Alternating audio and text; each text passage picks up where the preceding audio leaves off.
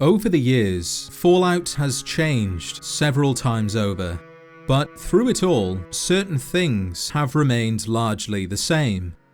The Brotherhood of Steel wants to preserve technology, super mutants want to transform humans using FEV, and the Enclave yearns for world domination. However, many things have been lost along the way. Certain factions and creatures have been forgotten, including dwarfs. Now, I'm not talking about dwarfs with a V, the short and stocky race of humanoids that always seem to be mining, smithing, or building something ahead of their time. Rather, those with a genetic mutation or medical condition generally defined by an average height of 4 feet 10 inches. The real-world demographic that appeared several times in Fallout 1 and Fallout 2, yet since that time almost 25 years ago, characters with dwarfism have seemingly disappeared, which is quite strange. Before talking about why I think dwarfs have disappeared in later games, let's take a look at those characters with dwarfism and see if there's a reason as to why they no longer exist in Fallout. In Fallout 1, there's Gretch, Mitch, and Zach. Gretch is a rather rotund fellow found in the basement of the hospital in Junktown. Gretch is responsible for chopping up human bodies, the patients that have died either due to their injuries or as a result of murder, the parts of which are then sold to Iguana Bob and rebranded as Iguana Bits. Next is Mitch, the owner of the all-in-one store in the hub's downtown area. Mitch sells an assortment of useful items and is happy to sell to anyone regardless of their looks, so long as they have the caps, that is.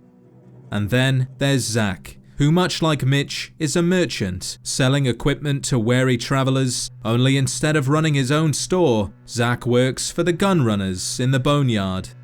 So far, there's nothing disrespectful about these characters and no reason as to why they would be removed from later games.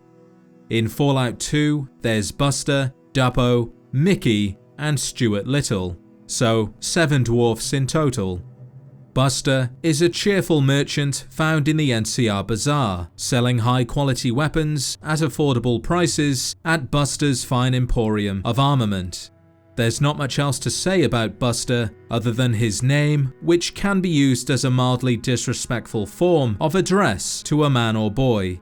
In this case, it could be referring to his short stature or boyish height. Next is Duppo, who may be the busiest man to ever live in Fallout. Duppo runs the biggest shop in NCR's downtown area. He's the head of the Stockmen's Association, an alliance of wealthy Brahmin barons, and he also runs an illegal casino in the back of his shop. The funny thing about Duppo is he runs this illegal casino right across the road from the NCR's police station. Then there's Mickey from Broken Hills, a spry gentleman who's currently searching the town for buried treasure. However, the only treasure found in Broken Hills is part of a quest given to the player by Typhon.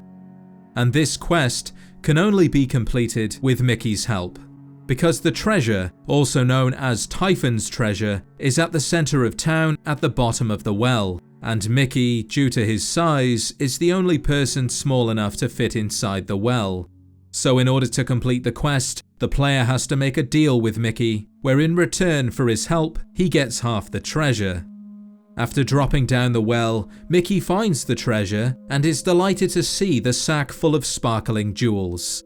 However, a closer inspection reveals the jewels to be bottle caps, 10,000 of them. Wait a minute. Since the introduction of minted coinage by the NCR, bottle caps have been rendered worthless as legal tender, and as such, they can't be used to buy or trade for anything. Feeling like they've somehow been tricked, the player storms off to confront Typhon. Mickey, on the other hand, is left calling out for help while a 3-legged something crawls over his body. We don't know if Mickey ever managed to escape the well, but this is the first and last time that a dwarf's size actually has an effect on the world. Finally, we have Stuart Little, described as a midget in children's clothes. Stewart is the respectable boss of New Reno's finest boxing establishment, the Jungle Gym. Here, the Chosen One, with the help of Stewart, can become the heavyweight champion of Northern California, gaining fame, respect, and the love of thousands, which is something Stewart so desperately wants for himself, but is unable to achieve due to his short build. Nevertheless, Stewart is accepting of his body and does not take too kindly to people relying on stereotypes and making assumptions based solely on his appearance. That is, assuming that because he's a dwarf he can't possibly make a career in boxing, which is something that Stewart has actually done, albeit coaching fighters instead of actually fighting in the ring. And that is all 7 dwarfs that have appeared in Fallout, though after Fallout 2, we don't see any more characters with dwarfism, they simply don't exist. So what exactly happened to them? Well, I don't think it has anything to do with political correctness or the developers fearing backlash. Instead, I believe it has more to do with resources, specifically time and money. Taking Fallout and turning it into a 3D game, as you can imagine, takes a lot of time and money. And with deadlines and budget cuts, sometimes the less important aspects of a game are severely limited or left out entirely. And I think that's the case with Dwarfs. If Dwarfs were to be included, the developers would have had to have made at least one new model, and then there's the animations, textures, quest lines, dialogue and so forth, which all adds up, consuming even more time and money from an already finite supply, and as a result, characters with dwarfism were cut from later games. Which is a shame, as having a diverse world feels more real, more alive, and I think it's high time they were brought back, or at the very least the developers gave us an in-game reason as to why they no longer exist in Fallout. Be sure to show your support by liking the video and subscribing if you haven't already for more Fallout content. If there's anything you'd like to see in a later video, leave a comment and I'll see what I can do. With that said, thank you, as always, for watching, and I'll see you in the next adventure.